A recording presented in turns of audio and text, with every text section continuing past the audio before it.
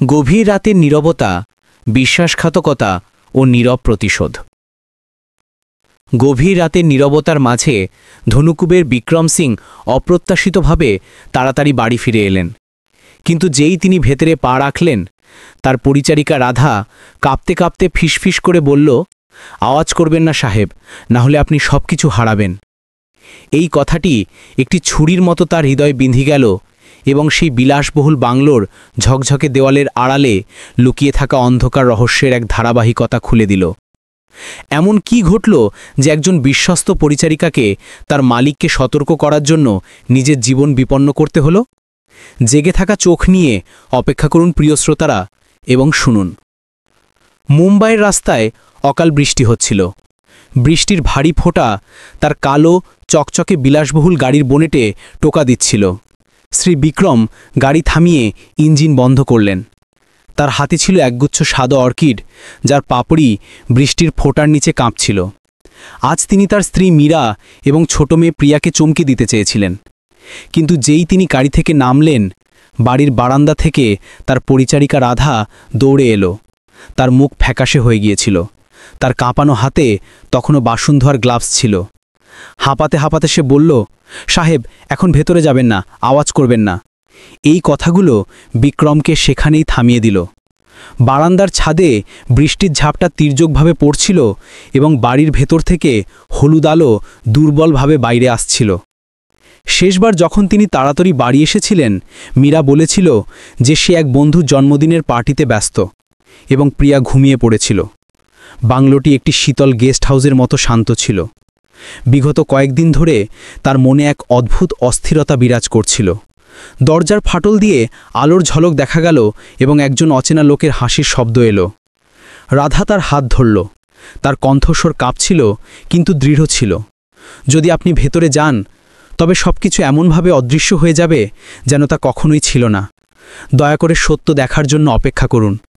বিক্রম চুপচাপ দাঁড়িয়ে রইলেন, একজন ধনী, শক্তিশালী এবং ব্যবসায় জগতে সম্মানিত ব্যক্তি, কিন্তু কখনো কখনো নিজের বাড়িতেও একা। তিনি ফুলের তোড়াটি শক্ত করে ধরলেন, একটি গভীর শ্বাস নিলেন। বৃষ্টির মধ্যে তার হৃদয় সন্দেহ এবং একটি চাপা দুঃখের মিশ্রণ ছিল। রাধা তাকে উদ্বেগ এবং সহানুভূতি ভরা চোখে দেখল, যেন সে বোঝে যে আজকের রাতের সত্য সবকিছু বদলে দেবে। বৃষ্টির ধুলোয় ঢাকা কালো লোহার গেট এবং পিচ্ছিল পাথরের পথ মুম্বাইয়ের জুহুতে সমুদ্রের ধারে অবস্থিত তাদের বিলাসবহুল বাংলোর দিকে গিয়েছিল। দূর থেকে ঢেউয়ের শব্দ নোনতা বাতাসের সাথে মিশে যাচ্ছিল। দোরগোড়ায় প্রিয়ার ছোট চপ্পলগুলো পরিষ্কারভাবে পাপোশের পাশে রাখা ছিল। সদ্য লাগানো সাদা অর্কিডের ফুলদানিতে তখনও জলের ফোঁটা ছিল এবং ফুলদানির কিনারায় কারোর হাতের ছাপ ছিল। রান্নাঘরে চিমনির আওয়াজ ক্রমাগত চলছিল। সবকিছু পরিষ্কার পরিচ্ছন্ন, জমকালো, কিন্তু অদ্ভুতভাবে ঠান্ডা ছিল। বিক্রম ভ্রু কুঁচকে হাতে ফসকে যাওয়া অর্কিডের তোড়াটি তোলার জন্য ঝুঁকল। রাধা ধীরে ধীরে কাছে এলো। তার কণ্ঠস্বর এতটাই ক্ষীণ ছিল যেন ভয় ছিল বাতাসও শুনে ফেলবে। সাহেব, দয়া করে এখন ভেতরে যাবেন না, কিছু বলবেন না। বিক্রম তাকে দেখলেন। তার চোখ গভীর হয়ে গেল। বাড়িতে কি হচ্ছে? রাধা শুধু মাথা নেড়ে চোখ নামিয়ে নিল। আপনি এখানেই লুকিয়ে থাকুন, আপনাকে নিজের চোখে দেখতে হবে। দুজনে বারান্দার পেছনে লুকিয়ে পড়লেন। পর্দার ফাটল দিয়ে বিক্রম বসার ঘরটি দেখলেন। টেবিলে রেড ওয়াইনের গ্লাস রাখা ছিল। একজন অচেনা লোকের কোট সোফায় অবহেলায় পড়েছিল এবং মীরার কণ্ঠস্বর ক্ষীণ কিন্তু তীক্ষ্ণ ছিল। চিন্তা করো না, আজ রাতে কেউ বাড়ি আসবে না।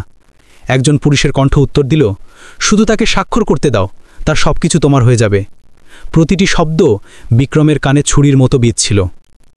রাধা মাথা নিচু করে খুব ধীরে বলল, তার চোখ গেটের দিকে দেখছিল।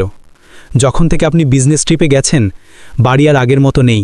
আমি এমন কথা শুনেছি যা আমার শোনা উচিত হয়নি, কিন্তু আমার ভয় ছিল যে যদি আমি তাড়াতাড়ি বলতাম তাহলে সবাই অস্বীকার করত। দয়া করে প্রমাণের জন্য অপেক্ষা করুন।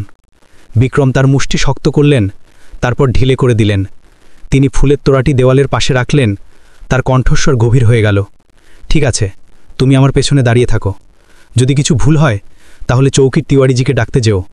রাধা মাথা নাড়ল। তার ঠোঁট শক্ত করে চেপে গেল।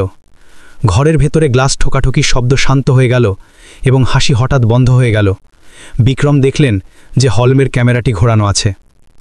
রাধা ধীরে ধীরে বলল, আমি কয়েকদিন ধরে এটি ঘোরানো দেখেছি, কিন্তু এটি ঠিক করার সাহস পাইনি। তিনি ধীরে ধীরে মাথা নাড়লেন।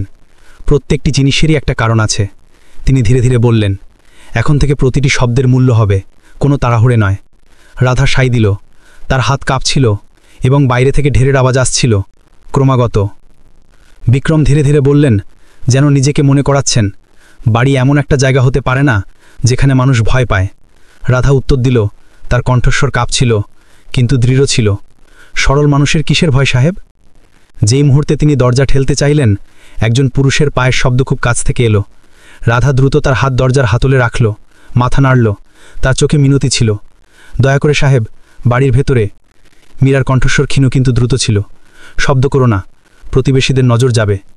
সত্য চোখের সামনে ছিল, শুধু একটি পদক্ষেপ আর সব কিছু ফেটে যাবে। কিন্তু বিক্রম গোলমাল পছন্দ করলেন না। তিনি নীরবে দরজার হাতল থেকে নিজের হাত সরিয়ে নিলেন। তার চোখ শান্ত হয়ে গেল, বেদনাদায়ক কিন্তু স্পষ্ট। সেই মুহূর্তে তিনি বুঝলেন যে নীরবতা দুর্বলতা নয়, বরং যুক্তির প্রথম পদক্ষেপ। তিনি রাধার দিকে ফিরলেন এবং খুব ধীরে ফিসফিস করে বললেন, তার ঠোঁট কেবল নড়ল, এখন থেকে প্রতিটি ডিটেল মনে রাখতে হবে। রাধা মাথা নাড়ল, আমি বুঝেছি। ঘরের ভেতরে ফোন ভাইব্রেট হলো। মীরার কণ্ঠস্বর এলো, রিঙ্গার বন্ধ করো। স্ক্রিন বন্ধ হয়ে গেল। বারান্দার বাইরে বৃষ্টি এখনও ক্রমাগত ঝরছিল। প্রতিটি ফোঁটা বিক্রমের হৃদয়ে ভারী এবং নীরবে পড়ছিল। বৃষ্টি এখনও বারান্দার বাইরে হচ্ছিল, যেন কারোর হৃদয়ের বোঝা আরও বাড়িয়ে দিচ্ছিল। আলোকিত ঘরে মীরা রাহুলের জন্য মদ ঢালছিল। তার চলাফেরা ধীর এবং অদ্ভুত ছিল। তার হাসি অর্ধেক ছিল। তার চোখে একটি ঝলক ছিল যা কেউ বুঝতে পারত না। তার কণ্ঠস্বর এতটাই ক্ষীণ ছিল যেন ভয় ছিল বাতাসও শুনে ফেলবে। সে এখনও ভাবে আমি একজন ভালো স্ত্রী, কিন্তু আসলে সব কিছুই আমাদের পরিকল্পনার অংশ। রাহুল সোফায় হেলান দিয়ে হাসল, ঠোঁটে একটি হাসি নিয়ে। তুমি খুব চালাক, ওর মতো পুরুষকে শুধু কিছু মিষ্টি কথায় মোমের মতো গলানো যায়। পর্দার ফাটল দিয়ে বিক্রম চুপচাপ দাঁড়িয়েছিলেন। তার শ্বাস রুদ্ধ ছিল। প্রতিটি শব্দ একটি শীতল ছুরির মতো তার হৃদয়কে কাটছিল, তার বহু বছরের বিশ্বাসকে চিরে দিচ্ছিল। দরজার বাইরে তার রাখা সাদা অর্কিডের তোড়াটি তখনও সেখানেই ছিল। বৃষ্টি এবং বাতাসের কারণে সূক্ষ্ম পাপড়িগুলো ধীরে ধীরে ঝরে পড়ছিল। রাধা সেই তোড়াটি দেখল এবং তার গলা ধরে এলো। সে জানত যে যেই বিক্রম ভেতরে পা রাখবেন, এই বাড়ি আর বাড়ি থাকবে না। সাহেব, কখনো কখনো নীরবতা সবচেয়ে শক্তিশালী অস্ত্র হয়। সে মনে মনে ভাবল। তার হৃদয় অস্থির ছিল। সে বুঝল যে তার মালিক তার মর্যাদা এবং সম্মান বজায় রাখার জন্য শান্ত থাকার চেষ্টা করছেন। বিশাল বসার ঘরে হলুদ আলো মদের গ্লাসগুলোতে ঝলমল করছিল। টেবিলে একটি বিনিয়োগ চুক্তি এবং একটি উইলে একটি কপি রাখা ছিল। বাইরে থেকে সমুদ্রের ঢেউয়ের আওয়াজ কাঁচের জানালা দিয়ে আসছিল। বাতাসের প্রতিটি ঝটকায় পর্দা ধীরে ধীরে নড়ছিল। পরিবেশটি জমকালো কিন্তু অদ্ভুত এবং শ্বাসরুদ্ধ করছিল, যেন ঘরটি পরিবারের উষ্ণতা ভুলে গেছে। ঘরে মীরা রাহুলকে দেখল। তার কণ্ঠস্বর কঠোর হয়ে গেল। সে বুড়ো হয়ে গেছে, মানুষের উপর সহজে বিশ্বাস করে নেয়। শুধু একটি স্বাক্ষর আর সমস্ত সম্পত্তি আমার নামে হবে, তখন আমাদের আর ভান করার দরকার হবে না। রাহুল ব্যঙ্গাত্মকভাবে হাসল, সিগারেটের একটি টান নিল। তুমি খুব চালাক, ওর মতো পুরুষকে শুধু কিছু মিষ্টি কথায় মোমের মতো গলানো যায়। পর্দার ফাটল দিয়ে বিক্রম চুপচাপ দাঁড়িয়েছিলেন। তার শ্বাস রুদ্ধ ছিল। প্রতিটি শব্দ একটি শীতল ছুরির মতো তার হৃদয়কে কাটছিল, তার বহু বছরের বিশ্বাসকে চিরে দিচ্ছিল। দরজার বাইরে তার রাখা সাদা অর্কিডের তোড়াটি তখনও সেখানেই ছিল। বৃষ্টি এবং বাতাসের কারণে সূক্ষ্ম পাপড়িগুলো ধীরে ধীরে ঝরে পড়ছিল। রাধা সেই তোড়াটি দেখল এবং তার গলা ধরে এলো। সে জানত যে যেই বিক্রম ভেতরে পা রাখবেন, এই বাড়ি আর বাড়ি থাকবে না। সাহেব, কখনো কখনো নীরবতা সবচেয়ে শক্তিশালী অস্ত্র হয়। সে মনে মনে ভাবল। তার হৃদয় অস্থির ছিল। সে বুঝল যে তার মালিক তার মর্যাদা এবং সম্মান বজায় রাখার জন্য শান্ত থাকার চেষ্টা করছেন। গেটের বাইরে একটি গাড়ির ইঞ্জিন স্টার্ট হলো। রাহুল মীরাকে একা রেখে চলে গেল। সে তার ফোন খুলল। তার আঙুলগুলো দ্রুত একটি বার্তা টাইপ করছিল। সব হয়ে গেছে, কাল নির্ণায়ক দিন। স্ক্রিন জ্বলে উঠল এবং তারপর বন্ধ হয়ে গেল। মীরা শাস্তির নিঃশ্বাস নিল এবং আরও মদ ঢালল, ভেবে যে আজ রাত নিরাপদ। দরজা ধীরে ধীরে খুলল। পায়ের একটি স্থির আওয়াজ প্রতিধ্বনিত হল। বিক্রম ভেতরে এলেন। তার শার্ট তখনও বৃষ্টিতে ভেজা ছিল। মীরা চমকে গেল। গ্লাস প্রায় পড়ে যাচ্ছিল। সে দ্রুত একটি জোর করে হাসি দিল। আপনি এত তাড়াতাড়ি চলে এলেন? আমি তো কেবল। বিক্রম উত্তর দিলেন না। তিনি কেবল ভেজা অর্কিডের তোড়াটি টেবিলে রাখলেন। তার কণ্ঠস্বর শান্ত কিন্তু ঠান্ডা ছিল। এই ভুলগুলো আমি তোমার জন্য এনেছিলাম, কিন্তু বৃষ্টিতে এগুলো খারাপ হয়ে গেছে। এই সাধারণ বাক্যটি মীরাকে স্তব্ধ করে দিল। তার হৃৎস্পন্দন দ্রুত হতে লাগল। নীরবতা নেমে এলো। কয়েক সেকেন্ডের জন্য সব কিছু থেমে গেল। বিক্রমের চোখ তাকে শান্ত কিন্তু তীক্ষ্ণতা দিয়ে দেখছিল। মীরা শুকনো ঢোক গিলল, স্বাভাবিক দেখার চেষ্টা করল। আপনি কিছু শুনেছেন? আমি এতটাই শুনেছি যে বুঝতে পারি যে মানুষ তখনই প্রতারণা করে যখন তার লালসা তার হৃদয়ের চেয়ে বড় হয়ে যায়। আপনি ভুল বুঝছেন, মীরা দ্রুত বলল। তার কণ্ঠস্বর কাঁপছিল। তিনি উত্তর দিলেন না, শুধু চুপচাপ তাকে দেখতে থাকলেন। তার চোখ সেই ঠান্ডা বাইরের আবরণকে ভেদ করছিল, যা সে তখনও পরিধান করেছিল। মীরা চোখ এড়ানোর জন্য মাথা নিচু করল। তার ঠোঁট শক্ত করে চেপে গেল। বারান্দার বাইরে রাধা লুকিয়ে দাঁড়িয়েছিল। তার হৃদয় ধড়ফড় করছিল। সে বুঝল যে মালিক গোলমাল করতে চান না। এটাই বাড়ির সামান্যতম মর্যাদা বজায় রাখার একমাত্র উপায় ছিল, অন্তত আজকের রাতের জন্যে। মীরা ঘুরে দাঁড়ালো এবং সিঁড়ি বেয়ে দ্রুত উপরে উঠতে লাগল, তার পিঠে জ্বলন্ত দৃষ্টি এড়াতে। যখন তার গোড়ালির আওয়াজ দূরে চলে গেল, তখন রাধা কাছে এলো, ধীরে ধীরে বলল, এখন আমরা কি করব সাহেব? বিক্রম বাইরের আকাশের দিকে তাকালেন। বৃষ্টি এখনও থামেনি। কোথাও দূরে সমুদ্রে বিজলি চমকাচ্ছিল।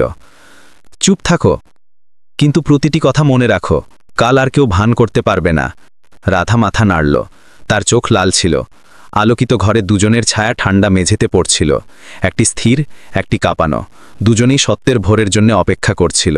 পরের সকালে মুম্বাইয়ের সমুদ্র শান্ত ছিল। সকালের রোদ পর্দা ভেদ করে আসছিল এবং রাতের বৃষ্টির জল মেঝেতে ঝলমল করছিল। মীরা তাড়াতাড়ি উঠল। একটি সাদা রেশমের পোশাক পরে, চুল সুন্দরভাবে বাঁধা এবং একটি কোমল হাসি নিয়ে, যেন আগের রাতে কিছুই হয়নি। কফির গন্ধ পুরো ডাইনিং রুমে ছড়িয়ে পড়ল। বিক্রম টেবিলের এক প্রান্তে বসে শান্তভাবে তার ফোন দেখছিলেন। স্ক্রিনের আলো তার মুখে পড়ছিল, যেখানে রাধা দ্বারা ক্যামেরা থেকে পুনরুদ্ধার করা ভিডিও চলছিল। মীরা এবং রাহুলের ছবি স্পষ্ট ছিল, প্রতিটি স্পর্শ, প্রতিটি শব্দ যা অস্বীকার করা যেত না। বিক্রমের মনে আগের রাতের মীরার কণ্ঠস্বর তখনও প্রতিধ্বনিত হচ্ছিল। আপনি এত তাড়াতাড়ি চলে এলেন। প্রতিটি শব্দাংশ একটি ছোট ছুরির মতো হয়ে গিয়েছিল, যা তার হৃদয়কে একটু একটু করে কাটছিল। রাধা নির্দেশাবলী অনুসরণ করে হলওয়ে ক্যামেরার কোণ ঠিক করে দিয়েছিল এবং একটি পুরনো ল্যাপটপে অস্থায়ীভাবে সংরক্ষিত হার্ড ড্রাইভটি খুঁজে পেয়েছিল, যা সবাই ভাঙা মনে করত। যখন সে সেই ভিডিওটি তাকে দিল, তখন সে শুধু ধীরে ধীরে বলল, হয়তো ভগবানও চেয়েছিলেন যে আপনি পুরো সত্য দেখুন। এই কথাটি তার সবসময় মনে থাকবে। সেই সকালের ডাইনিং রুম আলোয় ভরা ছিল, কিন্তু কেউ উষ্ণতা অনুভব করছিল না। মীরা তখনও হাসছিল, তার স্বামীর জন্য খাবার পরিবেশন করছিল। তার কণ্ঠস্বর সবসময়কার মতো মিষ্টি ছিল। আপনি অল্প খান, নিজের স্বাস্থ্যের যত্ন নিন। ইদানিং আপনি খুব কাজ করছেন। বিক্রম চামচ নামিয়ে রাখলেন। ধীরে কিন্তু যথেষ্ট শীতলতা দিয়ে উত্তর দিলেন, আমি তোমার ভাবনার চেয়েও বেশি সুস্থ।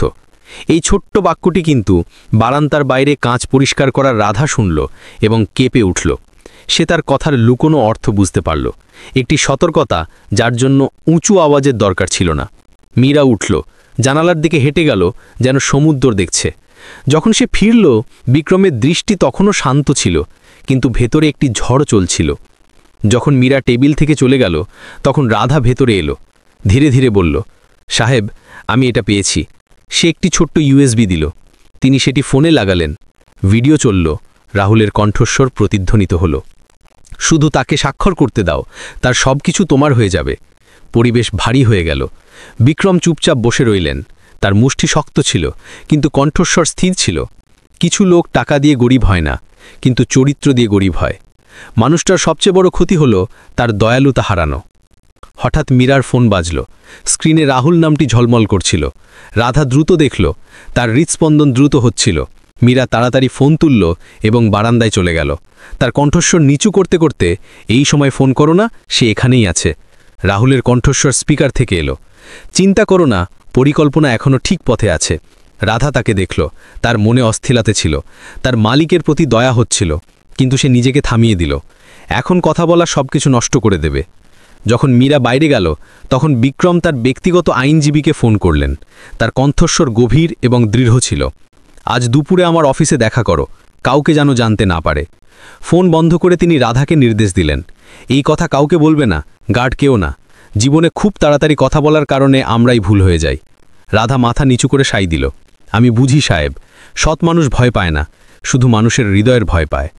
ঠিক তখনই প্রিয়া নিচে এলো। তার চুল এলোমেলো ছিল। সে নিঃস্ব পাপভাবে হাসল। মা বাবা কি আজ কাজে যাচ্ছেন না? মীরা ফিরল। তার হাসি সামান্য জোর করা ছিল। আজ মা চেয়েছিল পুরো পরিবার একসাথে নাস্তা করুক। বিক্রম তার ছোট্ট মেয়েকে দেখলেন, তার চোখ নরম হয়ে গেল। প্রিয়া রাধার হাত ধরল, ধীরে ধীরে বলল, রাধা দিদি, কাল রাতে আমি রাহুল আঙ্কেলকে বাড়িতে দেখেছি। মা বলতো যে সে বিদ্যুৎ ঠিক করছিল, কিন্তু আমি তাকে মাকে জড়িয়ে ধরতে দেখেছি। রাধা স্তব্ধ হয়ে গেল। তার হৃৎস্পন্দন যেন থেমে গেল। সে ঝুঁকে বাচ্চাটির মাথায় হাত বুলালো। তুমি ভালো মেয়ে, এই কথা কাউকে বলবে না, বড়দের সামলাতে দাও। যখন মীরা বাচ্চাটিকে বাগানে নিয়ে গেল, তখন রাধা বিক্রমের কাছে এলো। ধীরে ধীরে বলল, বাচ্চাটি দেখেছে, এখন আপনি কি করবেন? বিক্রম সমুদ্রের দিকে তাকালেন। তার চোখ এত গভীর ছিল যেন তাতে পুরো আকাশ ঢুকে গেছে। আমাদের আরও তাড়াহুড়ো করা উচিত নয়। যদি এখন সত্যি বলা হয়, তাহলে তারা সবাই অস্বীকার করবে। মনে রাখবে, জীবনে কর্মের নিয়ম আছে। খারাপের শেষ খারাপই হয়, তাড়াতাড়ি বা দেরিতে। রাধা চুপ থাকল। তার কথাগুলো হালকা ছিল, কিন্তু লবণের মতো বীজ ছিল। সন্ধ্যের সময় যখন মীরা বাড়ি এলো, সে দেখল টেবিলে ল্যাপটপ খোলা। সে দ্রুত এগিয়ে গেল। তার হৃৎস্পন্দন দ্রুত হচ্ছিল। আপনি কি দেখছেন? বিক্রম মাথা তুললেন। তার চোখ শান্ত ছিল। আমি পুরনো ক্যামেরার ফুটেজ দেখছি। এই কোণটা সত্যিই সুন্দর। মীরার মুখ ফ্যাকাশে হয়ে গেল। তার মুখ তোতলাতে লাগল। আপনি উদ্ভুত কথা বলছেন কেন? তিনি উত্তর দিলেন না, শুধু চায়ের কাপটি নিচে রাখলেন চুপচাপ। রাধা দূর থেকে মীরার হাত কাঁপতে দেখল। তার হাত থেকে চামচ একটি শুকনো ঝনঝন শব্দ করে পড়ে গেল।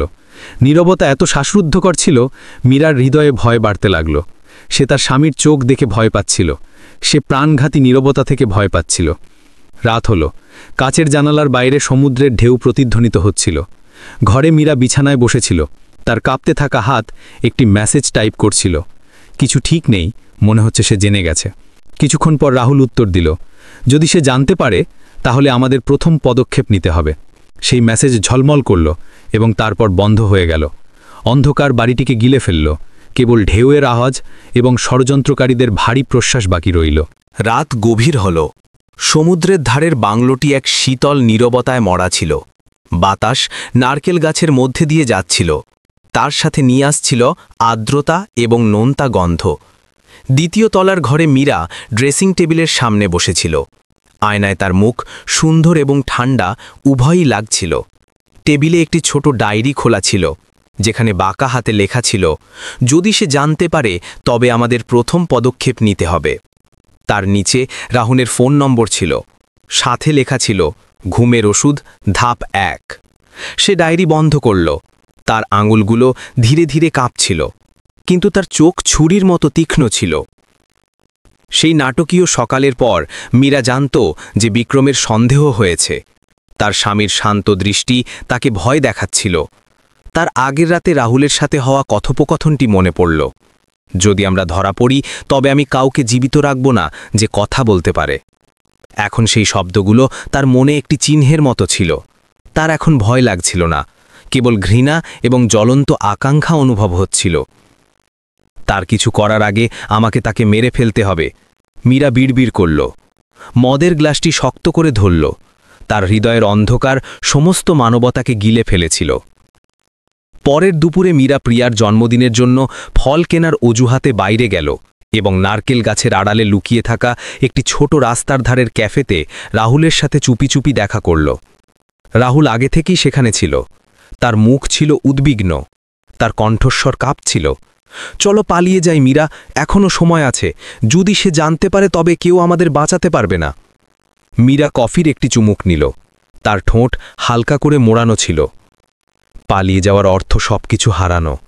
তুমি কি আগের মতো গরিবের জীবনযাপন করতে চাও?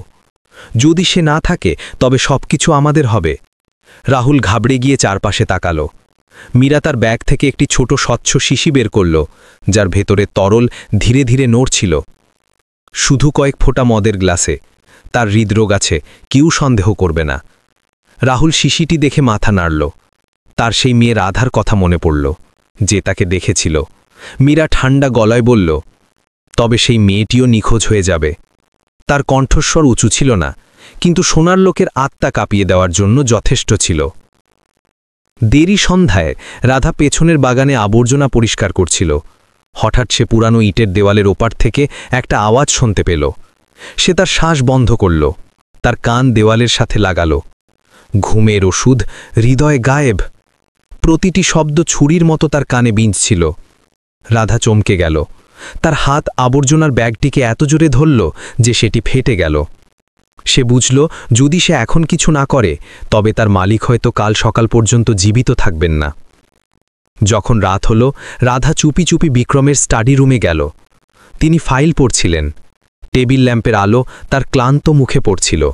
সে কাঁপতে কাঁপতে ধীরে ধীরে বলল, সাহেব, আমি তাদের কথা বলতে শুনেছি। তারা আপনাকে ক্ষতি করার পরিকল্পনা করছে। বিক্রম থেমে গেলেন। তার চোখে একটি ঠান্ডা ঝলক ছিল। একটি ভারী নীরবতা নেমে এলো। তারপর তিনি ধীরে ধীরে বললেন, তুমি শুধু এমন ভান করো যেন কিছু জানো না। জীবনে বিষাক্ত সাপ তখনই তাদের লেজ দেখায় যখন তারা মনে করে শিকার মরে গেছে। ভয় পেও না। রাধা তাকে দেখল। তার চোখে জল ছিল। কিন্তু যদি তারা প্রথম পদক্ষেপ নেয় তবে? বিক্রম সংক্ষিপ্তভাবে উত্তর দিলেন, কোনো ব্যাপার না। শুধু বিশ্বাস রাখো যে যে যেমন বুনবে সে তেমনই কাটবে, তাড়াতাড়ি বা দেরিতে। সেই রাতেই তিনি তার বিশ্বস্ত ডাক্তারকে ফোন করলেন। একটি জরুরি স্বাস্থ্য পরীক্ষার অনুরোধ করলেন এবং কাউকে না বলার নির্দেশ দিলেন। তিনি গোপনে রান্নাঘরের একটি কোণে একটি ছোট ক্যামেরা লাগালেন, যেখানে মীরা প্রায়ই তার স্বামীর জন্য ঔষধিত পানীয় তৈরি করত। ধাপে ধাপে তিনি ঠান্ডা বিচক্ষণতা দিয়ে পাল্টা আক্রমণ করলেন। যখন ঘড়িতে রাত 12টা বাজল, মীরা রান্নাঘরে এলো। সে একটি লাল নাইট গাউন পরেছিল। তার মুখে হালকা মেকআপ করা ছিল, কিন্তু তার চোখে আগুন ছিল। সে ধীরে ধীরে মদের গ্লাসটি ভরে এবং তাতে বর্ণহীন তরলের কিছু ভোঁটা যোগ করে। আলো তার হাতে পড়ে, যা কাঁপছিল এবং দৃঢ় ছিল। ওপরে চলে আসুন, আমি সহজে ঘুমানোর জন্য পানীয় তৈরি করেছি। সে ওপরের দিকে ডাকল। তার কণ্ঠস্বর শরতের মতো মিষ্টি এবং ভয়ঙ্কর ছিল। বিক্রম নিচে এলেন, একটি হালকা হাসি নিয়ে, যেন বাতাসের ঝাপটা। অনেকদিন পর তুমি আমার এত যত্ন করেছ। আমি এটি পান করব যাতে ভালো ঘুম হয়। সে উত্তর দিল ধীরে ধীরে। গ্লাসটি তার দিকে ঠেলে দিল। সে গ্লাসটি তুলে তার ঠোঁটের কাছে নিল। তার চোখ তখনও তার স্ত্রীর মুখের দিকে ছিল। এক মুহূর্তের জন্য সেটি নিচে রাখলেন এবং ধীরে ধীরে হাসলেন। আমার ভয় হচ্ছে যে ভালো মদের স্বাদ খারাপ হয়ে যাবে। এটা এখানেই থাক, আমি পরে পান করব। যখন মীরা ঘুরে দাঁড়ালো, তিনি মদের গ্লাসটি দরজার কাছে একটি গাছের টবে ঢেলে দিলেন। মাত্র কয়েক মিনিটের পরেই পাতাগুলো মুড়িয়ে গেল এবং গাছটি শুকিয়ে মরে গেল। তিনি এই দৃশ্য দেখলেন। তার মুখের ভাব পরিবর্তিত হল না, শুধু ধীরে ধীরে দীর্ঘশ্বাস নিলেন। তাহলে এটাই ছিল সত্য। রাধা কাছের জানালা পরিষ্কার করছিল। সে সব কিছু দেখল। সে ভারী হয়ে ফিসফিস করল, মনে হয় ভগবান নিজেই তাকে তার নিজের কবর খুঁড়তে দিয়েছে। সেই মুহূর্তে মীরা ফিরল এবং তার দৃষ্টি রাধার সাথে মিলিত হল। সেই মুহূর্তে দুজনেই চমকে গেল। মীরার চোখে সন্দেহের একটা ঝলক ছিল এবং রাধা এত ঘাবড়ে গিয়েছিল যে সে পোছানোর কাপড়টি ফেলে দিল। দেরি রাতে মীরা বিছানায় বসেছিল। তার মুখ বরফের মতো ঠান্ডা ছিল। তার হাত দ্রুত ফোনে রাহুলকে বার্তা পাঠাচ্ছিল। সেই পরিচারিকা হয়তো কিছু জানতে পেরেছে। উত্তর সঙ্গে সঙ্গে এলো, তাহলে তাকে আমি সামলে নেব। বাইরে রাধা জানালার কাছে লুকিয়ে দাঁড়িয়েছিল এবং সমুদ্রের ঢেউয়ের আওয়াজ শুনছিল। তার হৃদয় ভারী ছিল। সে জানত যে এখন থেকে সে একজন বাইরের লোক নয়। সকালের রোদ নারকেল গাছের মধ্যে দিয়ে আসছিল। সমুদ্রের বাতাসে এখনও ঠান্ডা ছিল। রাধা উঠান পরিষ্কার করছিল যে হঠাৎ থেমে গেল। একটি কালো টুপি পরা একজন লোক গেটের বাইরে দাঁড়িয়েছিল। তার চোখ বাড়ির ভেতরে গভীরভাবে দেখছিল। তার মেরুদণ্ড দিয়ে ঠান্ডা স্রোত বয়ে গেল এবং সে শুকনো ঢোক গিলল। যখন সেই লোকটি মাথা তুলল, রাধা তাকে চিনতে পারল। সে ছিল রাহুল, সেই একই লোক যাকে সে আগের রাতে মীরার সাথে দেখেছিল। সে চুপচাপ দাঁড়িয়ে রইল এবং তারপর ধীরে ধীরে তার বাইক স্টার্ট করে চলে গেল। তার পেছনে ধুলোর একটি মেঘ এবং তার হৃদয়ে একটি ভারী ভয় রেখে গেল। আগের রাতে বিক্রমের সতর্কবাণী তার মনে প্রতিধ্বনিত হচ্ছিল। তাড়াহুড়ো করে কোনো পদক্ষেপ নিও না, আগে নিজের নিরাপত্তা নিশ্চিত করো। কিন্তু রাধার সেই বার্তাও ভালোভাবে মনে ছিল যা সে পড়েছিল। সেই পরিচারিকা হয়তো কিছু জানতে পেরেছে, তাকে আমি সামলে নেব। এখন সে বুঝল যে সামলে নেওয়ার মানে কি। তার হৃদয়ে একটি উদ্বেগ উঠল। যদি সে খুব বেশি দিন চুপ থাকে তবে হয়তো সে নিজেই সমুদ্রে ফেলে দেওয়া একটি লাশ হয়ে যাবে। সে ধীরে ধীরে নিজেকে বলল, জীবনে কখনো কখনো নীরবতা সবচেয়ে দ্রুত মৃত্যুর পথ হয়। আজ বাংলোটি অদ্ভুতভাবে শান্ত ছিল। বিক্রম স্টাডিতে বসেছিলেন, খবরের কাগজ পড়ার ভান করছিলেন, কিন্তু আসলে প্রতিটি শব্দ শুনছিলেন। মীরা তখনও শান্ত থাকার ভান করছিল। সে একটি ফিরোজা রঙের পোশাক পরল, রান্না করল এবং রাধাকে সাহায্যের জন্য ডাকল। তার কণ্ঠস্বর রেশমের মতো নরম ছিল। আমি তোমাকে পরিবারের সদস্য মনে করি। রাধা মাথা নিচু করল। তার কণ্ঠস্বর ক্ষীণ ছিল। জি, আমি শুধু চাই যে সবাই শান্তিতে থাকুক। দুজনের চোখ মিলিত হল। একটি সন্দেহে ভরা ছিল, একটি ভয় লুকিয়ে রেখেছিল। মীরার হৃদয়ে সেই হাসি একটি কাঁটার মতো ছিল এবং রাধা এত মিথ্যা অনুভব করল যে শ্বাস নেওয়া কঠিন হয়ে গেল। দুপুরে কাপড় শুকানোর জন্য উঠানে যাওয়ার সময় রাধা হঠাৎ পেছনের বাগানে একটি ছায়া দেখল। সে ধীরে ধীরে দেয়ালের পেছনে লুকিয়ে দেখল। তার হৃৎস্পন্দন দ্রুত হচ্ছিল। রাহুল নিচে ঝুঁকেছিল এবং একটি গাছের নিচে কিছু পুঁতছিল। যখন সে চলে গেল, রাধা কাঁপতে কাঁপতে এগিয়ে গেল। সেটি ছিল একটি ছোট প্লাস্টিকের ব্যাগ, যার ভেতরে তাড়াহুড়ো করে লেখা একটি কাগজের টুকরো ছিল, আজ রাতটা। সে কাগজটি শক্ত করে ধরল। তার কপালে ঠান্ডা ঘাম জমে গেল। দেরি সন্ধ্যায় মীরা আবার একটি দুর্দান্ত ডিনার তৈরি করল। Beef star fry, red wine, sea food soup, সবকিছু অস্বাভাবিক ছিল। সে রাধার সাথে হেসে কথা বলছিল, এমনকি তার জন্য খাবার পরিবেশন করছিল। খাও, তুমি খুব রোগা হয়ে গেছ। রাধা শুধু ক্ষীণ হাসি হাসল। জি, আমি পরে খাব। মীরার চোখে একটি অনুসন্ধানের ঝলক ছিল। সে এটি দেখার চেষ্টা করছিল যে রাধা ঘাবড়ে আছে কিনা বা সে কিছু জানে কিনা, কিন্তু রাধা সবকিছু লুকিয়ে রেখেছিল। তার হাসিও এখন একটি মুখোশ ছিল। যখন ঘড়িতে রাত বাজল, মীরা পেছনের বাগানে গেল। রাধা চুপচাপ রান্নাঘরের জানালা দিয়ে দেখছিল। অস্পষ্ট চাঁদের আলোর নিচে রাহুল আগে থেকেই অপেক্ষা করছিল। সে ধীরে ধীরে বলল, ওই মেয়েটা জানতে পেরেছে, আমি তাকে ভয় দেখিয়ে চুপ করিয়ে দেব। মীরা ঠান্ডাভাবে উত্তর দিল, তাকে সন্দেহ করতে দিও না, এটি পরিষ্কারভাবে করো। আমি চাই না যে কেউ এই বিষয়ে আবার কথা বলুক। তার প্রতিটি শব্দ ভারী পাথরের মতো পড়ল। দ্বিতীয় তলার বারান্দায় বিক্রম দূরবীন দিয়ে দেখছিলেন। তিনি রেকর্ডিং চাপ দিলেন। তার চোখে একটি ভয়ঙ্কর শান্তি ছিল। তিনি বুঝলেন, এই সেই সময় যখন শিকার নিজেই জালে ফসে যায়। রাত গভীর হল। রাধা রান্নাঘর পরিষ্কার করছিল। তার হাতে একটি শিশি ছিল। সে রাধার ঘরের দরজার সামনে থামল।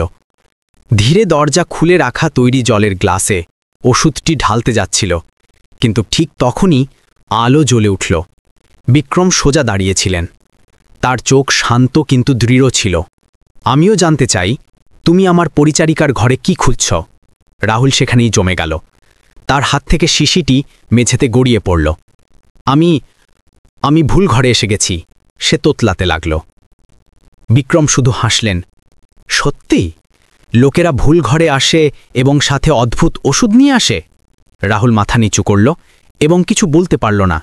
বিক্রম রাধাকে স্থির থাকতে ইশারা করলেন এবং তারপর ধীরে ধীরে বললেন, আমি সেই লোকেদের সম্মান করি যারা নিজেদের সীমা জানে, কিন্তু যদি তারা সীমা অতিক্রম করে তবে তারা যা বীজ বপন করেছে তাই কাটবে। রাহুল কাঁপতে কাঁপতে পেছনে সরে গেল। ঘামে ভিজে গেল। ঘরের দরজা বন্ধ হয়ে গেল। ঢেউয়ের আওয়াজ একটি সতর্কবাণীর মতো প্রতিধ্বনিত হতে থাকল। ভয়ের সকাল এবং সম্পত্তি হস্তান্তর। সেই রাতে মীরা বিছানায় শুয়েছিল, কিন্তু ঘুমাতে পারছিল না। বাইরে সমুদ্রের বাতাস জোরে বইছিল। তার মনে বিক্রমের হাতে রাহুল ধরা পড়ার দৃশ্য বারবার আসছিল। তার সেই সঙ্গীর ওপরও সন্দেহ হতে শুরু করল, যাকে সে একসময় সম্পূর্ণ বিশ্বাস করত। পরের সকালে বাংলোটি পর্দা ভেদ করে আসা রোদের নিচে ভারী লাগছিল। মীরা কফির কাপ নিয়ে বিক্রমের ঘরে এলো। তার পরিচিত কোমল হাসি ধরে রাখার চেষ্টা করছিল, কিন্তু যেই সে দরজা খুলল সে সেখানেই থেমে গেল। বিক্রম সোজা বসেছিলেন। তার সামনে সম্পত্তি হস্তান্তরের কাগজপত্রের একটি স্তূপ ছিল, ঠিক সেই জিনিস যার ওপর সে একসময় নিজের নাম দেখার জন্য আকাঙ্ক্ষা করত। তার চোখ ধীরে ধীরে উঠল, ঠান্ডা এবং শান্ত। তুমি এত তাড়াতাড়ি উঠে গেছ? তিনি স্থির কণ্ঠে জিজ্ঞাসা করলেন। জি, আমি আপনার জন্য কফি এনেছি, সে উত্তর দিল। তার কণ্ঠস্বর শুষ্ক ছিল।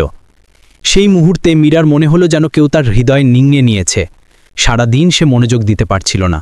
বাড়ির প্রতিটি আওয়াজে সে চমকে উঠছিল। আগের রাতে রাধার ঘরে রাহুল ধরা পড়ার দৃশ্য তখনও তাকে অস্থির করে তুলছিল। তার কি এত সন্দেহ হয়ে গেছে? সে বিড়বিড় করল। নীরবতা এবং সতর্কতা। টেবিলে ফুল সাজানোর সময় তার হাত কাঁপছিল। রাহুলের কণ্ঠস্বর এখনও তার মনে প্রতিধ্বনিত হচ্ছিল। যদি কাজ না হয় তবে আমরা দুজনেই মরব। এই কথাটি তাকে গভীরভাবে আঘাত করছিল। নাশতা পরিবেশন করা হলো। রাধা ভাত আর ডালিয়ার প্লেট রাখল। তার হাত তখনও ধীরে ধীরে কাঁপছিল। মীরা হাসার চেষ্টা করল এবং তার স্বামীর জন্য মাছের একটি টুকরো পরিবেশন করল। খান, আজ আবহাওয়া ভালো, চলুন সমুদ্রের ধারে যাই। বিক্রম এক চুমুক নিলেন। তার কণ্ঠস্বর শান্ত ছিল। তুমি আজকাল খুব ফ্যাকাশে লাগছে, কোনো চিন্তা আছে? না, শুধু ঘুম হয়নি। তিনি তার চপস্টিক নামিয়ে রাখলেন, ফ্যাকাশে হাসলেন। যার মন অশান্ত সে কিভাবে ঘুমোতে পারে? খাবার টেবিলের পরিবেশ জমে গেল। রাধা মাথা নিচু করল, নিজের বুকে দ্রুত ধরফর করা হৃদবন্ধন পরিষ্কার শুনতে পাচ্ছিল। খাবার পর বিক্রম মীরাকে তার স্টাডিতে ডাকলেন। তিনি টেবিলে পড়ে থাকা কাগজের স্তূপের দিকে ইশারা করলেন। আমি ঝুঁকি এড়াতে সম্পত্তি পৃথকীকরণ প্রক্রিয়া করছি। আপনার কি আমাকে সন্দেহ হচ্ছে? মীরা জিজ্ঞাসা করল। তার কণ্ঠস্বর ভেঙে গেছিল। আমি শুধু একজন ব্যক্তির উপর সম্পূর্ণ বিশ্বাস না করতে শিখছি। তিনি ধীরে ধীরে উত্তর দিলেন। প্রতিটি শব্দ ছুরির মতো মীরাকে আঘাত করছিল। পরে মীরা রাধার কাছে এলো। তার কণ্ঠস্বর ক্ষীণ কিন্তু সন্দেহে ভরা ছিল। তুমি এখানে বেশ কিছুদিন ধরে কাজ করছো, তাই না? তারা কি কখনো কিছু অদ্ভুত বলেছে? রাধা ধীরে হাসল। জি, আমি শুধু আমার কাজ করি, বড়দের কথায় মাথা ঘামাই না। মীরা রাধার চোখের গভীরে দেখল। সেই নিষ্পাপতা তাকে অস্বস্তিতে ফেলে দিল। ষড়যন্ত্রের চূড়ান্ত ধাপ। দুপুরের দিকে তিওয়ারিজি ভুল করে বসার ঘরে মীরার কথা শুনতে পেলেন। সে ফোনে কথা বলছিল। তার কণ্ঠস্বর দ্রুত ছিল। আজ রাতে পদক্ষেপ নিতে হবে, সে সন্দেহ করতে শুরু করেছে। তিনি দেয়ালের পেছনে থেমে গেলেন, ঘাম ঝরতে লাগল। তিনি বুঝলেন যে এই বিষয়টি একটি সাধারণ পরিবারের সীমা অতিক্রম করে গেছে। এদিকে রাধা রান্নাঘর পরিষ্কার করছিল। সে আলমারির একটি বাক্সে লুকানো একটি ছোট শিশি দেখল। বাইরের লেবেলে ভিটামিন বি লেখা ছিল, কিন্তু একটি তীক্ষ্ণ গন্ধ তাকে ভয় পাইয়ে দিল। সে দ্রুত বন্ধ করে দিল। তার হৃৎস্পন্দন দ্রুত হচ্ছিল। যখন রাত হলো সে কাঁপতে কাঁপতে বিক্রমের কাছে গেল। আমি তাদের রান্নাঘরে ওষুধ লুকাতে দেখেছি। এটির গন্ধ খুব অদ্ভুত ছিল। বিক্রম চিন্তা করে বললেন, তুমি চুপ থাকো। সত্য কখনো লুকিয়ে থাকে না, তারা নিজেরাই জ্বলে যাবে। সেই সন্ধ্যায় বিক্রম নিজেই মদের টেবিল সাজালেন। মীরা বাইরে এলো, কিছুটা অবাক। আপনি পান করবেন? আজ কিছু অদ্ভুত মনে হচ্ছে। তিনি হাসলেন। এতদিন আমার যত্ন নেওয়ার জন্য আমি তোমাকে ধন্যবাদ জানাতে চাই। মীরা কিছুক্ষণ ইতস্তত করল এবং তারপর চতুরতার সাথে দুটি গ্লাস ভরল। এক মুহূর্তে সে চুপি চুপি নিজের গ্লাসটি তার গ্লাসের সাথে বদলে দিল। তিনি প্রতিটি পদক্ষেপ দেখলেন, কিন্তু অচেনা থাকার ভান করলেন। লোকে বলে, ভালোর সাথে ভালো হয়। তুমি কি বিশ্বাস করো? এই হালকা বাক্যটি মীরাকে স্তব্ধ করে দিল। তার হাত থেকে গ্লাসটি পড়ে মেঝেতে ভেঙে গেল। ভাঙার আওয়াজ সেই মুখোশ ভেঙে যাওয়ার মতো ছিল যা সে এতদিন পড়েছিল। বিক্রম উঠলেন। তার চোখ তরবারির মতো তীক্ষ্ণ ছিল, কিন্তু তার কণ্ঠস্বর শান্ত ছিল। সত্য কখনো লুকিয়ে থাকে না। মীরা, আমি বিশ্বাস করি যে যে যা বুনবে সে তাই কাটবে। সেই রাতে মীরা তার ঘরে গুটিয়েছিল। তার কপাল ঘামে ভেজা ছিল। সে রাহুলকে ফোন করল। তার কণ্ঠস্বর ভারী হয়ে গেল। সব ঠিক নেই, সে আমাকে পরীক্ষা করছে। রাহুল রূঢ়ভাবে উত্তর দিল, তাহলে আমাদের অবিলম্বে পদক্ষেপ নিতে হবে। এখন আর পিছু হটার কোনো উপায় নেই। বাইরে রাধা হলওয়ে দিয়ে যাচ্ছিল। সে ভুল করে পদক্ষেপ নিতে হবে শব্দটি শুনল। সে সেখানেই থেমে গেল।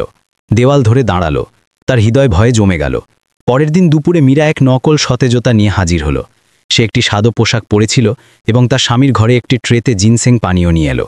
আপনি সারাদিন কাজ করেন, নিজের শক্তি ফিরে পেতে একটু জিনসেং পান করুন। বিক্রম হাসলেন। ধন্যবাদ, আজ তুমি খুব চিন্তাশীল। তিনি ধীরে ধীরে মাথা নিচু করলেন, তার হাসি কিছুটা কাঁপছিল। যখন তিনি গ্লাসটি তার খোঁটের কাছে তুললেন, রাধা দরজার বাইরে দাঁড়িয়েছিল, তার হাত মোছার কাপড় শক্ত করে ধরেছিল। তিনি শুধু এক চুমুক নিলেন, তার চোখে একটি অনুসন্ধানের ঝলক ছিল। মীরা ধীরে ধীরে শ্বাস ছাড়ল, ভেবে যে পরিকল্পনা সফল হয়েছে। কিন্তু হঠাৎ তার ব্যাগে ফোন বাজল। সে চমকে গেল এবং জিনসেংয়ের গ্লাস মেঝেতে ফেলে দিল। হলুদ তরল একটি খোলা ক্ষতের মতো ছড়িয়ে গেল। ফোন থেকে রাহুলের কণ্ঠস্বর এলো, সব গণ্ডগোল হয়ে গেছে। তিওয়ারিজি গতরাতে সব শুনে ফেলেছে, তার কাছে রেকর্ডিং আছে। মীরার মুখ ফ্যাকাশে হয়ে গেল, তার চোখ চারপাশে ঘুরতে লাগল। বিক্রম উঠলেন, তার কণ্ঠস্বর গভীর এবং স্থির ছিল। তুমি কিসের ভয় পাচ্ছ? না, শুধু ভুল করে হাত লেগে গেছে। সে তোতলাতে লাগল। ঘরের দরজা খোলা হলো, তিওয়ারিজি আবির্ভূত হলেন। তার কাঁপানো হাতে একটি পুরনো ফোন ছিল। আমি মালিকের বাড়ির ব্যাপারে হস্তক্ষেপ করতে চাই না, কিন্তু এই বিষয়টি পরিষ্কার করা দরকার। তার কণ্ঠস্বর কাঁপছিল কিন্তু দৃঢ় ছিল। তিনি রেকর্ডিং চালালেন। মীরার কণ্ঠস্বর পরিষ্কারভাবে প্রতিধ্বনিত হলো, কাল রাতে সে আমার তৈরি করা জিনসেং পানীয় পান করবে, শুধু কয়েক ফোঁটা। মীরা পড়ে গেল এবং চিৎকার করে উঠল, এই বুড়ো মানুষটি আমাকে ধ্বংস করে দিয়েছে। সে ফোনটি ছিনিয়ে নিতে দৌড়ালো, কিন্তু রাধা তাকে থামিয়ে দিল। বন্ধ করো বোন, আর করো না। মীরা জোরে ধাক্কা দিল, রাধা মেঝেতে পড়ে গেল। বিক্রম ফোনটি ধরলেন, তার কণ্ঠস্বর ক্ষীণ কিন্তু দৃঢ় ছিল। একটি পচা মাছ পুরো পুকুরকে নোংরা করে, কিন্তু শেষ পর্যন্ত তাকে বের করে দিতেই হয়। সত্যের মুখোমুখি। মীরা চারদিকে তাকালো, তার চোখ ছিল হারানো। তুমি কি মনে করো তুমি জিতে গেছো? তুমি কি জানো আমাকে এই বাড়িতে কিভাবে থাকতে হয়েছে? বিক্রম শান্তভাবে উত্তর দিলেন, আমার কাউকে হারানোর দরকার নেই, আমি শুধু এই বাড়িতে সামান্য মানবিকতা বাঁচিয়ে রাখতে চাই। মীরা তিক্তভাবে হাসল, মানবিকতা সেই ব্যক্তির সাথে যে আমাকে একাকিত্বে ছেড়ে দিয়েছিল। এই বলে সে কেঁদে উঠল এবং বাইরে ছুটে গেল। সন্ধ্যা গড়িয়ে এলো, মীরা নিখোঁজ হয়ে গেল। রাধা পেছনের উঠানে গেল, সে কেবল একটি পাথরের বেঞ্চের কাছে তার ফোন পড়ে থাকতে দেখল। স্ক্রিনটি তখনও একটি ভিডিও রেকর্ড করছিল। তাতে মীরার মুখ স্পষ্ট ছিল, চোখ লাল, ঠোঁট কাঁপছিল। যদি একদিন আমি না থাকি তবে মনে রেখো যে আমিও একজন শিকার ছিলাম, এক নতুন মাস্টার মাইন্ড। সেই রাতে রাহুল বাইকে করে বাংলোতে এলো। সে মীরাকে অনেকক্ষণ ধরে ডাকল কিন্তু কোনো সাড়া পেল না। তার ঘরের দরজা সামান্য খোলা ছিল। সে ভেতর পা রাখল, চারদিকে তাকালো, কেবল ফোনটি পেল যে এখনও রেকর্ডিং করছিল। স্ক্রিন মীরার মুখে থেমেছিল। রাধা কাঁপতে কাঁপতে লিভিং রুমে ছুটে গেল এবং চিৎকার করে বলল, সাহেব, তিওয়ারিজি, সব এর মধ্যে আছে। বিক্রম এলেন, তার মুখ গম্ভীর ছিল। মেঝেতে ফোন ভিডিও চালানো অব্যাহত রেখেছিল। মীরা একটি ছোট শিশি ধরে বলছিল, শুধু কয়েক ফোঁটে এবং কাজ হয়ে যাবে, সে শান্তিতে চলে যাবে, কেউ সন্দেহ করবে না। রাহুল ফোনটি জোরে মেঝেতে ছুঁড়ে মারল। ভাঙার আওয়াজ পুরো ঘরে প্রতিধ্বনিত হলো এবং তারপর সে পড়ে গেল। না, সে আমাকে ফাঁসিয়েছে। রাধা এগিয়ে গেল, তার কণ্ঠস্বর দৃঢ় ছিল। যদি তুমি সত্যি অনুতপ্ত হও তবে তোমার পুলিশের কাছে যাওয়া উচিত, যত পালাবে ততই ডুববে। তিওয়ারিজি ভাঙা ফোনটি তুললেন। রাধা দ্রুত সেটি চালালো। স্ক্রিনটি কালো ছিল এবং তারপর মীরার ছবি দেখা গেল। তার চুল এলোমেলো ছিল, মুখ ফ্যাকাশে, তার কণ্ঠস্বর ভেঙে গেছিল। যদি কেউ এটি খুঁজে পায় তবে আমার মেয়েকে বলো, মাকে ক্ষমা করে দিও, মা ভুল ছিল। রাধা ধীরে ধীরে বলল, তাহলে কি সে সত্যিই চলে গেছে? বিক্রম উত্তর দিলেন না, শুধু সমুদ্রের দিকে তাকিয়েছিলেন যেখানে কালো মেঘ জমছিল। শেষ চাল, প্রিয়ার অপহরণ। রাত হলো, রাধা তার ঘরে বসেছিল। হঠাৎ দরজায় 3 বার হালকা টোকা পড়ল এবং তারপর নীরবতা। সে খোলার জন্য এগিয়ে গেল, কেবল দরজার নিচে একটি চিঠি আটকানো পেল।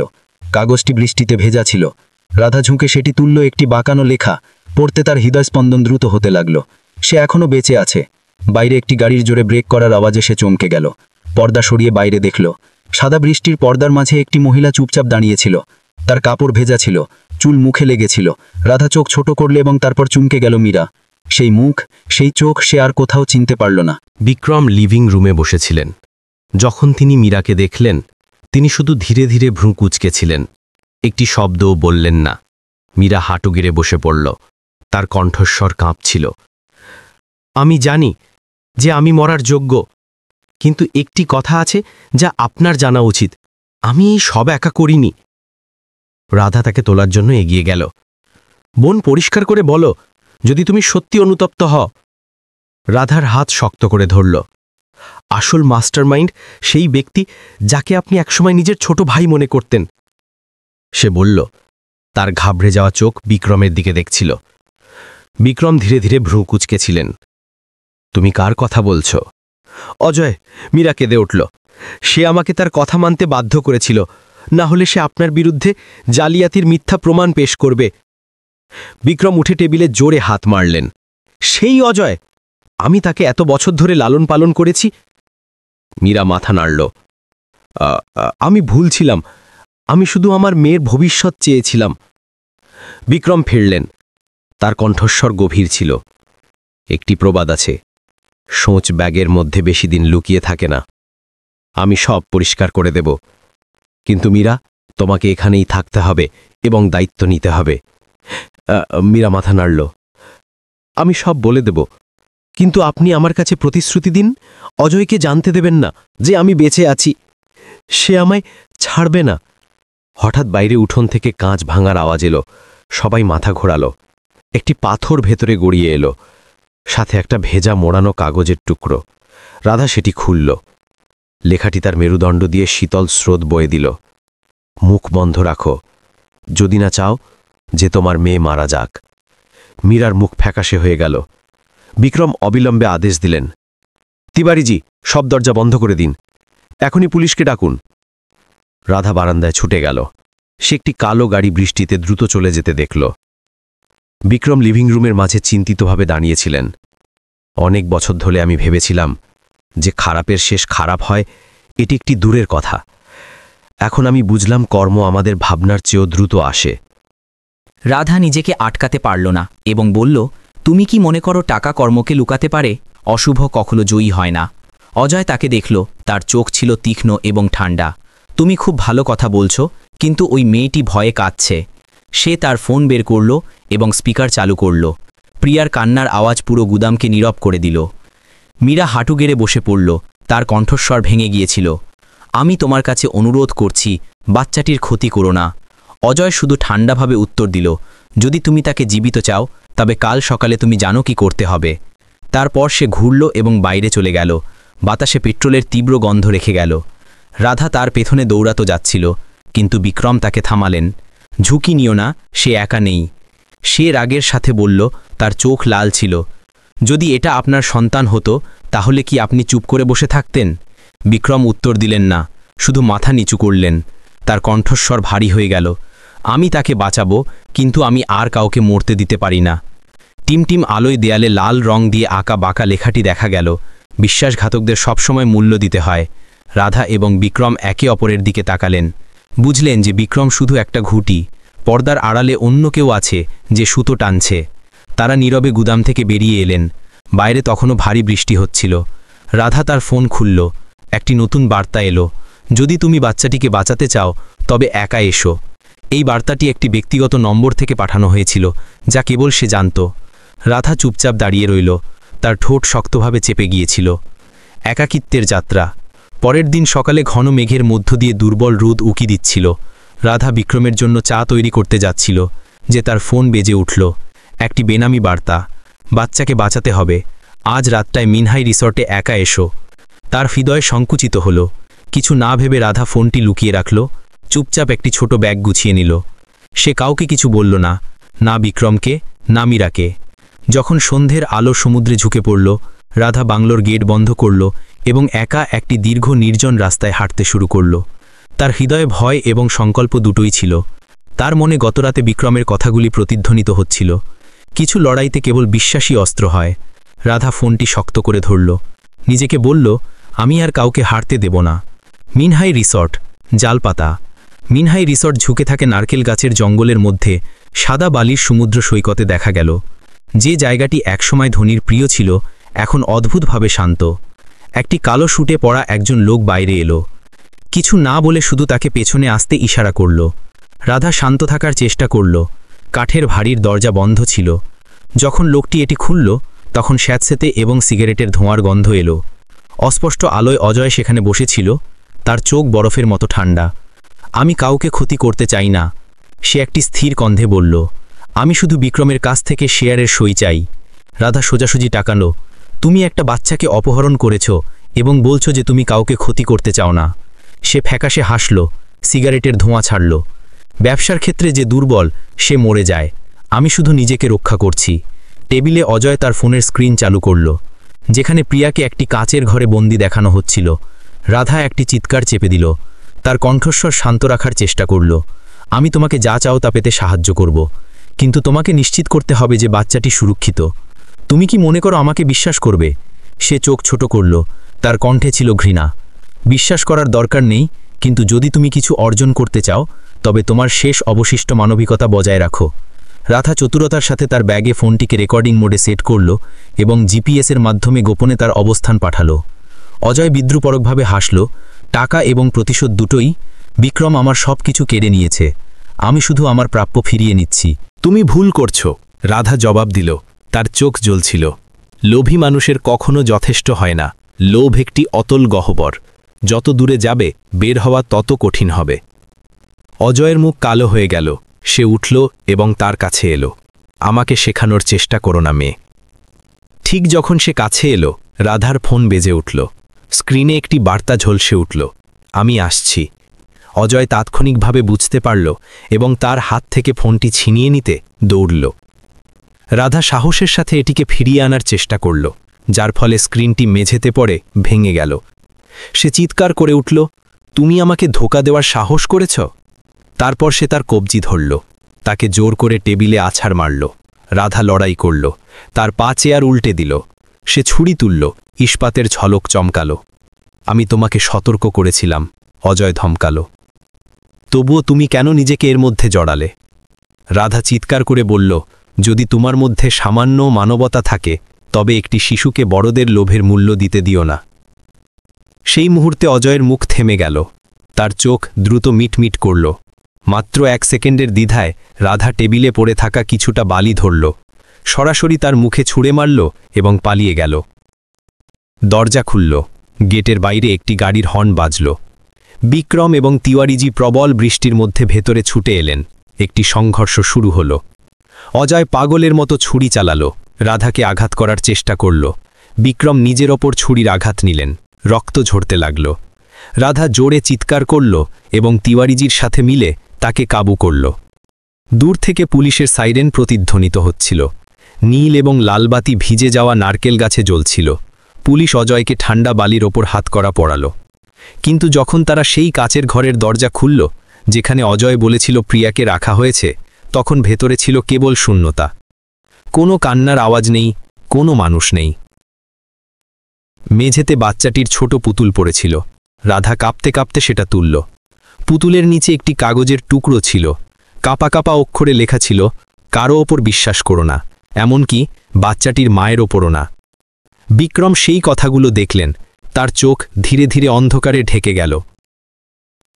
পুরাতন সেলার, একটি নতুন সূত্র। পুলিশ যাবার পর বাংলোতে নীরবতা নেমে এলো। রাধা গুদাম থেকে উদ্ধার করা ছোট পুতুলটি নিয়ে বসল। তার নির্জীব দেখ যেন সব কিছু দেখছিল। রাধা ধীরে ধীরে পুতুলটিকে তুলে দেখল। নিচের কাপড়টি সামান্য ফুলে আছে। সে সাবধানে খুলল। একটি ছোট চাবি একটি ভাঁজ করা কাগজের টুকরোতে ছিল। কাপা কাপা অক্ষরে তাড়াহুড়ো করে লেখা ছিল, পুরনো সেলার, যেখানে সব শুরু হয়েছিল। তিওয়ারিজি ছাদের দিকে তাকালেন। অশুভ প্রায়শই একা আসে না, এটি ভয় থেকে জন্ম নেয়। রাধার মনে হঠাৎ মীরার কথাগুলো প্রতিধ্বনিত হল। আমি কখনো কাউকে ক্ষতি করতে চাইনি, শুধু তার বিরুদ্ধে দাঁড়ানোর মতো যথেষ্ট শক্তিশালী ছিলাম না। সে বুঝতে পারল এই সবের পেছনে মীরা এখনও কিছু লুকোচ্ছে। সেলারটি রান্নাঘরের একটি পুরনো ইটের দেওয়ালের পেছনে ছিল, যেখানে অনেক দিন ধরে কেউ যায়নি। বিক্রম টর্চ দিয়ে আলো ফেললেন। রাধা চাবি ঢোকাল। দরজা খুলল। স্যাঁতস্যাঁতে এবং ঠান্ডার গন্ধ বাইরে এলো। তারা কাঠের সিঁড়ি দিয়ে নিচে নামল। অস্পষ্ট আলো ধুলি ভরা দেয়ালে পড়ছিল। মেঝেতে কিছু পুরনো কাঠের বাক্স এবং একটি বন্ধ কাঠের বাক্স। বিক্রম ঝুঁকে ধীরে ধীরে ধুলো পরিষ্কার করলেন। টর্চের আলো একটি পুরনো ছবি দেখা গেল। মীরা অজয়ের সাথে দাঁড়িয়ে আছে। পাশে আরও একজন লোক ছিল, পুরনো শাখা ব্যবস্থাপক, যে কোনো কারণ ছাড়াই নিখোঁজ হয়ে গিয়েছিল। রাধা পাশে পড়ে থাকা কাগজের টুকরোটি তুলল। সেটিকে খুলল। ভেতরে বিক্রমের নকল সই করা একটি শেয়ার হস্তান্তর চুক্তি ছিল। হে ভগবান, রাধা বলল। বিক্রম কাগজটি শক্ত করে ধরলেন। তার কণ্ঠস্বর ভারী হয়ে গেল। তাহলে এই সব এখান থেকে শুরু হয়েছিল? সিঁড়িতে দ্রুত পায়ের শব্দ এলো। মীরা নিচে ছুটে এলো। তার চুল এলোমেলো ছিল, মুখ ফ্যাকাশে। এটা আর খুলো না, এটা আমার ভুল। আমি জানতাম না যে ব্যাপারটা এত দূর যাবে। বিক্রম ফিরলেন। তার চোখে রাগ ছিল। তুমি আমার নামে সই করেছ, তুমি তার সাথে ষড়যন্ত্র করেছ। মীরা কেঁদে উঠল। আমাকে হুমকি দেওয়া হয়েছিল, যদি আমি না করতাম তাহলে সে বাচ্চাটির ক্ষতি করত। আমার আর কোনো উপায় ছিল না। রাধা কাঠের বাক্সটি খুলল, ঢাকনা খুলল। ভেতরে একটি রেকর্ডিং ছিল। ছোট স্পিকার থেকে মীরার কণ্ঠস্বর এলো, অজয়, তুমি নিশ্চিত তো যে এই কথা কেউ জানতে পারবে না? অজয়ের ভারী কণ্ঠস্বর উত্তর দিল, চিন্তা করো না, দুর্ঘটনা হওয়ার সাথে সাথে সম্পত্তি আমাদের হয়ে যাবে। রাধা বক্সের নিচে আরও খুঁজল। একটি ভাঁজ করা চিঠি পেল, নরম কাঁপানো হাতে লেখা, যদি একদিন তুমি বড় হও তবে মা আশা করেন তুমি বুঝবে। মা ভুল ছিল, কিন্তু মা তোমাকে ভালোবাসা কখনো ছাড়েনি। রাধা কেঁদে উঠল। হয়তো সে পুরোপুরি খারাপ নয়। কোন মা তার সন্তানকে রক্ষা করতে চাইবে না? দীর্ঘ নীরবতার পর বিক্রম ধীরে ধীরে বললেন, আমাদের মীরাকে খুঁজে বের করতে হবে। যদি তার কাছে এখনও সেই জিনিস থাকে যা অজয়কে সবচেয়ে বেশি ভয় দেখায়, তবে সেটাই প্রিয়াকে বাঁচানোর চাবি হবে। শেষ লড়াই। হঠাৎ ওপর থেকে একটি জোরে বিস্ফোরণের শব্দ হলো। সিঁড়ি থেকে আলো ফিরে এলে তখন মীরা উধাও হয়ে গেছে। কেবল দেয়ালে লাল রং দিয়ে আঁকা বাঁকা লেখা ছিল, রক্তের ঋণ রক্ত দিয়েই পরিশোধ করতে হবে। রাধা তার ফোন খুলল, পাঠানো একটি ছোট ভিডিও চালু করল। স্ক্রিনে প্রিয়াকে একটি ঠান্ডা গুদামে বাঁধা দেখানো হয়েছিল। মীরার ফিসফিস করা কণ্ঠস্বর এলো, হার খুঁজবেন না, আমি আমার মেয়ের খেয়াল নিজেই রাখব। রাধা তার ঠোঁট কামড়াল, তার চোখ দৃঢ় ছিল, আমি যাব, যদিও এটা একটা ফাঁদ, আমাকে বাচ্চাটিকে বাঁচাতে হবে। সত্যের প্রকাশ, ইউএসবির রহস্য। বৃষ্টি মুষলধারে হচ্ছিল। রাধা স্টিয়ারিং হুইল ধরে বসেছিল। ঠান্ডা গুদাম দেখা গেল। একটি দুর্বল হলুদ আলো মরে যাওয়া প্রাণীর শ্বাসের মতো টিমটিম করছিল। অন্ধকার থেকে মীরা বাইরে এলো, তার মুখ ফ্যাকাশে। আমার আর কোনো বিকল্প ছিল না। অজয় আমাকে তোমাদেরকে ডাকতে বাধ্য করেছিল। বাচ্চাটি হলওয়ের শেষে ঠান্ডা ঘরে আছে, কিন্তু সে সব জায়গায় বারুদি সুড়ঙ্গ বিছিয়ে রেখেছে। বিক্রম এগিয়ে গেলেন, তার কণ্ঠস্বর আগে কাঁপছিল। তোমাকে পরিষ্কার করে বলতে হবে, না হলে বাচ্চা এবং আমরা সবাই মারা যাব। মীরা কেঁদে উঠল, আমি পারবো না, সে ক্যামেরা থেকে দেখছে। যদি আমি বিশ্বাসঘাতকতা করি তাহলে সে বিস্ফোরণ ঘটিয়ে দেবে। রাধা দৃঢ়তার সাথে দুজনকে দেখল। আমার উপর বিশ্বাস রাখুন, আমি বাচ্চাটিকে বাঁচিয়ে আনব। রাধা ঠান্ডা ঘরের দিকে দৌড়ালো, প্রিয়াকে তুলল এবং তাকে শক্ত করে জড়িয়ে ধরল। হঠাৎ পেছন থেকে একটি ভারী হাসির আওয়াজ হলো। আর এক ধাপ এবং পুরো গুদাম ফেটে যাবে। অজয় দেখা দিল। তার হাতে একটি ছোট রিমোট কন্ট্রোল ছিল। বিক্রম এগিয়ে গেলেন, যদি তোমার মধ্যে সামান্য মানবিকতা থাকে তবে বাচ্চাটিকে যেতে দাও। অজয় ঠান্ডা হাসি হাসল, মানবিকতা? আমি সেই বছরগুলোর সাথে তাকে কবর দিয়েছি যা তুমি আমার কাছ থেকে কেড়ে নিয়েছ। রাধা সুযোগ নিয়ে রিমোট কন্ট্রোলে লাথি মারল। একটা শব্দ হলো, একটি স্ফুলিঙ্গ চমকালো। আলো বন্ধ হয়ে গেল। ঘরের কোণে ধোঁয়া এবং ছোট আগুন লাগল। বিক্রম রাধা এবং প্রিয়াতে দরজার দিকে টেনে নিয়ে গেলেন। যখন তারা ফিরলেন তখন তারা কেবল মীরাকে ধোঁয়ার মধ্যে পড়ে থাকতে দেখলেন। অজয় নিখোঁজ। রাধা ফিরে যেতে চাইছিল, কিন্তু বিক্রম তার হাত ধরলেন, না, গুদাম ভেঙে পড়তে চলেছে। গাড়ি বৃষ্টিতে দ্রুত চলে গেল। রাধা পেছনের কাঁচ দিয়ে দেখল, বিদ্যুৎ আকাশ চিরে যাচ্ছিল। ঠান্ডা গুদামের ছাদে একটি ছায়া চুপচাপ দাঁড়িয়েছিল, হাতে একটি ছোট ইউএসবি। সে মাথা উঠে ঠান্ডা হাসল। আসল বিশ্বাসঘাতক। পরের দিন সকালে বিক্রমকে পুলিশ একটি ছোট কালো ইউএসবি দিল। আমি এটি অজয়ের জ্যাকেটে পেয়েছি। হয়তো সেটি কারোর জন্য রেখে যেতে চেয়েছিল। বিক্রম ইউএসবিটি কম্পিউটারে লাগালেন। স্ক্রিনটি জ্বলে উঠল। শব্দগুলো দেখা গেল, সত্যিটা এই নয় যে কে ঠিক, বরং এই যে কার তা স্বীকার করার সাহস আছে। প্রথম কণ্ঠস্বর ছিল অজয়ের। আমি কখনো বিক্রমকে একজন ভালো মানুষ মনে করতাম, যতক্ষণ না আমি জানতে পারলাম যে তিনি অবৈধ জমি হস্তান্তর লুকিয়েছিলেন, যার ফলে শত শত শ্রমিক বেকার হয়ে গিয়েছিল। বিক্রম সেখানেই জমে গেলেন। অজয় এগিয়ে গেল। আমি প্রতারণা করতে চাইনি, কিন্তু তিনিই আমাদের বিশ্বাসকে প্রতারণা করেছিলেন। মীরা কেবল একজন খুঁটি ছিল যাকে সই করতে বাধ্য করা হয়েছিল, এবং আমি ভুল পথ বেছে নিয়েছিলাম। রাধা ফিসফিস করে বলল, তাহলে মীরা কেবল একজন শিকার ছিল? বিক্রম মাথা নিচু করলেন। তার কণ্ঠস্বর ভারী ছিল। আমি ভেবেছিলাম আমি কোম্পানিকে রক্ষা করছি। আমি জানতাম না যে আমি অন্যদের একটি গভীর গর্তে ঠেলে দিচ্ছি। আরেকটি রেকর্ডিং চলল। অজয়ের কণ্ঠস্বর ক্ষীণ ছিল। যদি কেউ এটি শোনে তবে আমার মেয়েকে বলো যে আমি কখনো একজন ভালো মানুষ ছিলাম। শেষ কথা ও পরিণতি। একটু পরে একজন পুলিশকর্মী ভেতরে এলেন। মীরার জ্ঞান ফিরে এসেছে। কিন্তু সে খুব দুর্বল। সে বিক্রমের সাথে দেখা করতে চায়। মীরা হাসপাতালে শুয়েছিল। তার কণ্ঠস্বর ভেঙে গিয়েছিল। আমাকে ক্ষমা করে দাও। আমি শুধু আমার মেয়েকে বাঁচাতে চেয়েছিলাম। অজয় মরার যোগ্য ছিল না। তারা তাকে বাধ্য করেছিল। তারা পরিচালক বোর্ডের লোকজনের সাথে তারা এখনও থামেনি। তারপর মীরার চোখের পাতা বন্ধ হয়ে গেল। পুলিশ একটা ফাইল দিল। মীরা নির্দোষ ছিল। অজয় বিদেশি শেয়ার হোল্ডারদের একটি গোষ্ঠীর ষড়যন্ত্রের শিকার ছিল। বিক্রম দুহাতে মাথা ধরলেন। সেই মানুষটির চোখ থেকে প্রথমবার অশ্রু ঝরল, যে নিজেকে সবসময় শক্তিশালী মনে করত। বাইরে থেকে একটি নতুন বার্তা এলো। এটা ভেবো না যে সব শেষ হয়ে গেছে। অজয় এখনও জীবিত আছে। রাধা মুষলধারে বৃষ্টির রাতে বাংলোর জানালার কাছে বসেছিল। তার হৃদয়ে একটা অদ্ভুত পূর্ব নির্ধারণ ছিল। অজয় এখনও জীবিত। অন্ধকারে অজয় এলো। তার জামাকাপড় ছেঁড়া, হাতে শুকনো রক্ত। আমার কাছে বেশি সময় নেই, তারা আমাকে খুঁজছে। অজয় বিক্রমকে সব বলল। বিদেশি শেয়ার হোল্ডারদের দল, সেই লোকগুলো যারা একসময় তোমার বিশ্বাস কিনেছিল। বিক্রম বললেন, তুমি ঠিক ছিলে, আমি ভুল চুক্তিতে সই করেছিলাম। অজয় তার শার্ট থেকে একটি ছোট্ট মেমোরি কার্ড রাধাকে দিল। এর মধ্যে সব প্রমাণ আছে। যদি আমার কিছু হয় তবে তোমাকে এটি প্রেসকে দিতে হবে। হঠাৎ গেটের বাইরে ইঞ্জিনের আওয়াজ এলো। অজয় উঠলেন। তারা এসেছে। কালো পোশাক পরা কিছু লোক ভেতরে ঢুকল। সেই জিনিসটা দাও, তাড়াতাড়ি, অজয় চিৎকার করে বলল।